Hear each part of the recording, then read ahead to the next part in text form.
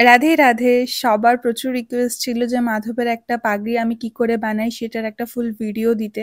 তো আমি যখন মন্দিরে কাজ করতে যাই তখন তোমাদের জন্য একটা ছোট, ছোট ক্লিপ নিয়ে রাখি। আমি নিতে পারি নাই।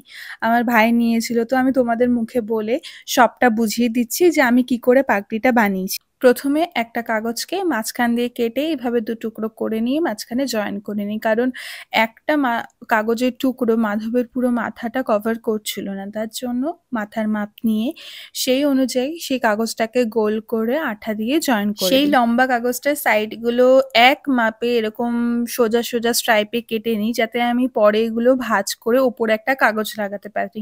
তোমরা দেখতেই পাচ্ছ একটা মাথার ওপরের দিকটা ছাপ নিয়ে আমি গোল করে কাগজ কাটি। আর সেটা যাতে এখানে লাগাতে পারি তার জন্য ওই সাইডের যে ছোট, ছোট স্ট্রাইপগুলো সেগুলো আমি কেটেছিলাম। ফাইনালি আমাদের ওই কাগজের ওটা রেডি।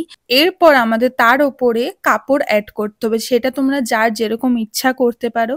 যেহেতু মাধবের সেই মন্দিরের থিমটা পিঙ্ক আর সবুজে ছিল, তো আমার কাছে যে ভেলভেটের কাপড় ছিল আমার কাছে মোটামুটি আনা থাকে। তো সেটাই আমি স্ট্রাইপ কেটে পুরো জিনিসটাকে কভার করে দিই। আর একটু ভেতরেও ঢুকিয়ে দিই যাতে পরালে পরে মাধবের মাথায় কোনো অসুবিধা না হয়।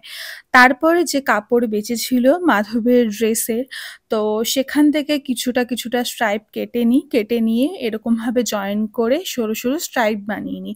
এটা তোমরা সেলাই করেও স্ট্রাইপ বানাতে পারো। যেহেতু এটা অনেক বড় আর আমাদের হাতে সময় কম ছিল তার জন্য এই B700 আঠাটা দিয়েই আমি করি।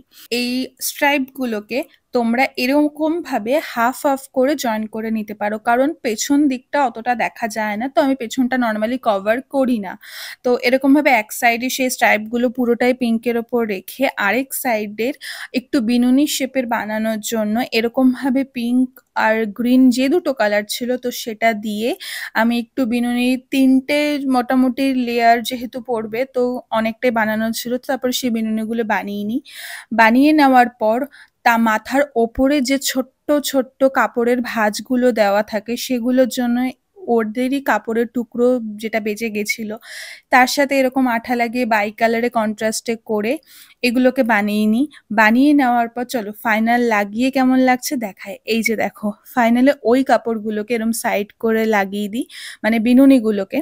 তার সাথে ওপরের সেই কাপড়ের টুকরোগুলো আঠা দিয়ে লাগিয়ে দিই আর নিচে একটা লেসও অ্যাড করে দিই। সাথে, সাথে আমি সেই আঠা দিয়েই একটা ব্রোচ মতো বানাই। আমার কাছে যা, যা পুঁতি, ছোট, ছোট স্টোন যা ছিল সেটা দিয়েই। কারণ এটার সাথে ময়ূর পাখাটা অ্যাড করার ছিল। এরকম একটা পুঁতির মালা বানিয়ে সেটাকে অ্যাড করে দিই। এরকম ২ খানা ব্রোচ বানাই, একটা ছোট, একটা বড়। তো বড়টার মধ্যে ময়ূর পাখাটা আঠা দিয়ে লাগিয়ে তারপরে সেটা আটকে দিই। তো ফাইনালি আমাদের রেডি সেই পাগড়িটা। তোমাদের কেমন লাগলো জানিও। নেক্সট আরো ডিটেইলসে একটা আমি ভিডিও বানিয়ে দেবো তোমাদের। দেখা হচ্ছে নেক্সট ভিডিওতে। সবাইকে রাধে রাধে।